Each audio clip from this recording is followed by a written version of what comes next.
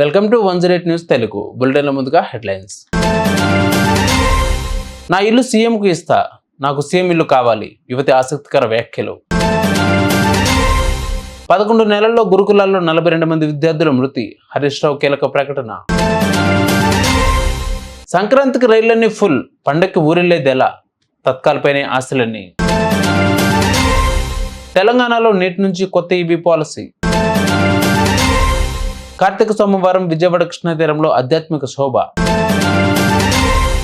హైదరాబాద్లో మూసీ ప్రాజెక్ట్ నిర్వాసితుల్లో ఒకరైన యువతి ఆసక్తికర వ్యాఖ్యలు చేశారు. నేను కర్ణాటక నుంచి వచ్చి ఉంటున్నాను. ఇక్కడే ఇల్లు కొనుక్కుని కష్టపడి ఈఎంఐ కడుతున్నా. తెలుగు కూడా నేర్చుకున్నాను. అందరూ పరిహారం వద్దు అంటున్నారు, కానీ నాకు కావాలి. నా ఇల్లు సీఎంకి ఇస్తా, నాకు సీఎం ఇల్లు కావాలి. అదే నాకు పరిహారం. ఇస్తారా మాకు? ఇస్తే రేపే నా ఇల్లు ఖాళీ చేస్తా, లేదంటే చేయను అని ఆమె మాట్లాడిన వీడియో ప్రస్తుతం వైరల్ అవుతోంది.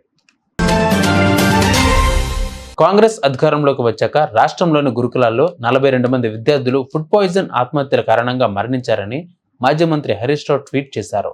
దీనికి సీఎం రేవంత్ ప్రభుత్వమే బాధ్యత వహించి విద్యార్థికి 10 లక్షల చొప్పున పరిహారం చెల్లించాలని డిమాండ్ చేశారు. ఈ మేరకు మరణించిన వారి వివరాలను ఆయన పంచుకున్నారు. వరుస మరణాలు నమోదవుతున్నా ప్రభుత్వం ముద్దునిద్ర వీడట్లేదని దుయ్యబట్టారు.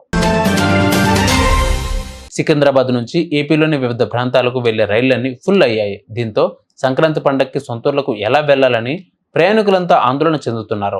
ఏటా పెరుగుతున్న ప్రయాణికుల సంఖ్యకు అనుగుణంగా రైళ్ల సంఖ్యను పెంచకపోవడంతో ప్రస్తుతం ఉన్న రైళ్లపైనే తీవ్రంగా ఒత్తిడి ఉంటుంది.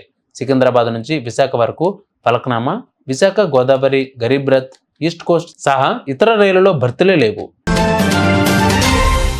రాష్ట్రంలో ఇవాళ్టి నుంచి కొత్త ఈవీ పాలసీ అమల్లోకి రానుంది. ఇందులో భాగంగా ఎలక్ట్రిక్ వాహనాలకు ప్రభుత్వం రోడ్డు ట్యాక్స్ రిజిస్ట్రేషన్ ఫీజులో 100% మినహాయింపు ఇవ్వనుంది.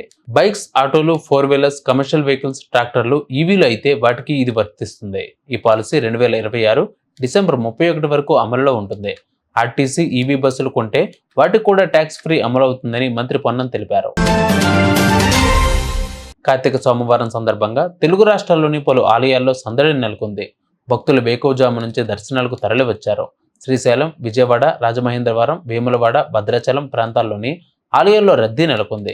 కృష్ణా, గోదావరి నదుల్లో భక్తులు పుణ్యస్నానాలు చేశారు. అనంతరం నదుల్లో దీపాలు వదిలారు.